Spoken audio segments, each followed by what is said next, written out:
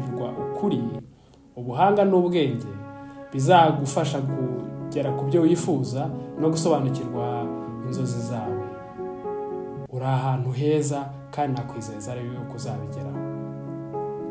Icyo rero nicyo gituma abantu bakurikira bashaka guhinduka cyangwa se kumenya umuhamagaro w'ubuzima bwabo, bakazaba intare zigenzura igihe cyabo neza ku buryo zitajya aho zibonye aho ariho hose.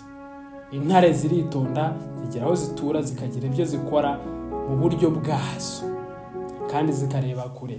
Ni ukuvuga ngo ariko cyane cyane ikintu kireba kure n'Imana nayo yigerageje nayo ni kagoma. Rero aha niho intare zitoreza, ubundi zikagerageza no kujya hejuru zikareba kure cyane ku buryo tubasha kugera ku byo twifuza. Dore igihamya cy'uko rero igihe ari ikintu kirusha ibindi bintu byose agaciro. Ni ukuvuga ngo amafaranga urayabona ukayabika, ushobora no kuyashora ukayongera.